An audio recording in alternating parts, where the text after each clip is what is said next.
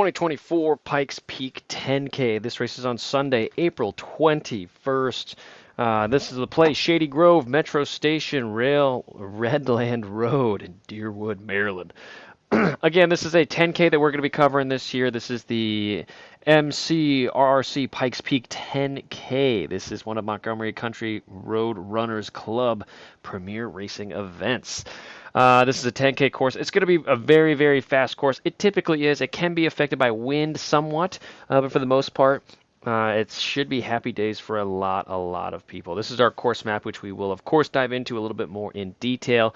And this is our elevation profile right here. Again, steady decline here, but let's talk about some other important things first. So the 10K results, the unofficial results, are going to be posted that day. And official results will be posted by the evening. So the Pike Peak 10K offers awards for MCRRC members, place finishers, masters, and age group finishers as follows.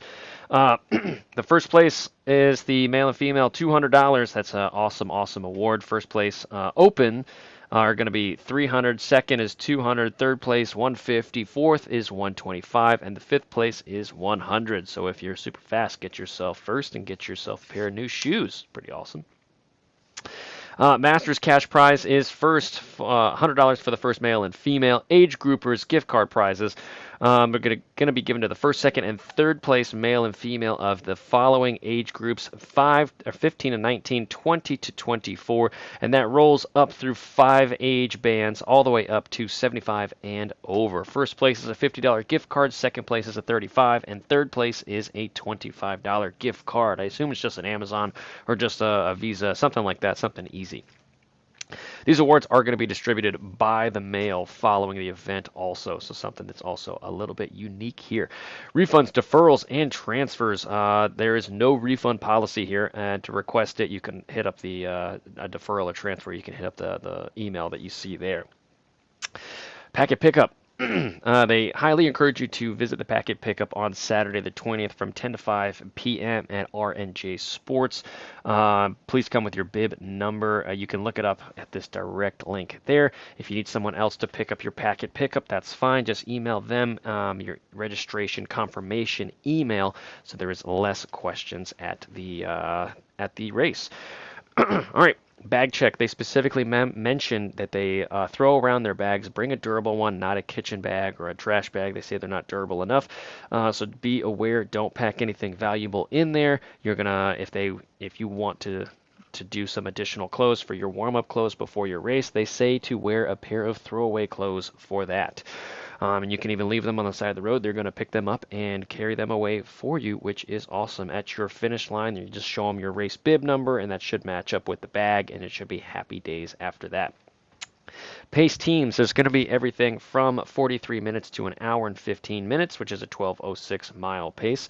And I believe, I remember that incorrectly. They don't have an email here, but I'm sure if you wanted to get in contact, you could send them a note, and they would definitely be open to doing something like that. So now, Pikes Peak 10K.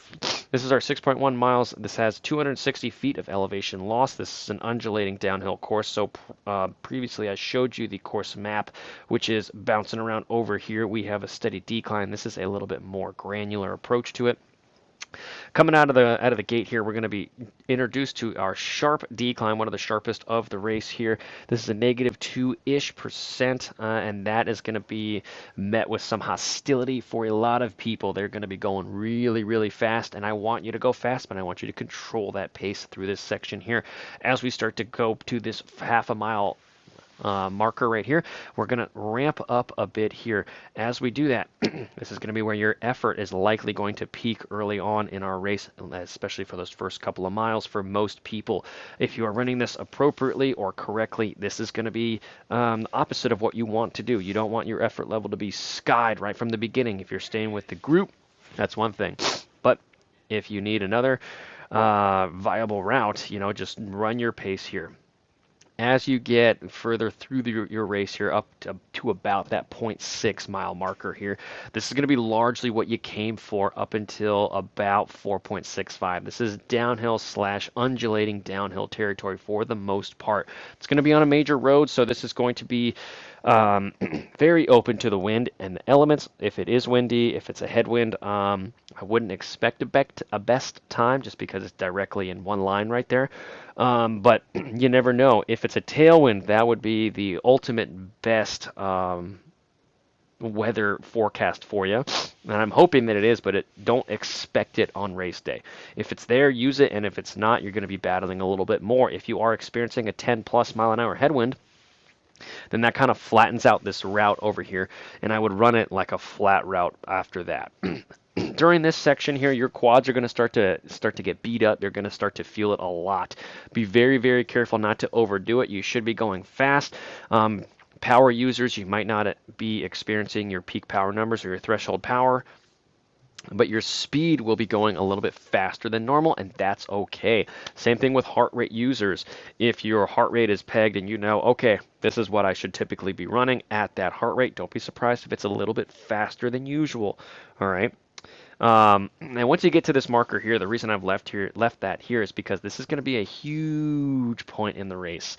Up until this point, you've had gravity assist you, right? And up at this point, it's kind of the opposite. So it's getting flipped and you are starting to climb a little bit. It's not a lot, but again, we have 140 feet of elevation gain, and in these last mile and a half, we have 43 feet of uphill. And again, as we zoom in, it's undulating. It's not quite clean, and it's usually under that 1%, except in a couple areas here. So that is going to be the last big key section of our race. So everyone, go out there, have fun. I can't wait to hear about it. Have a blast.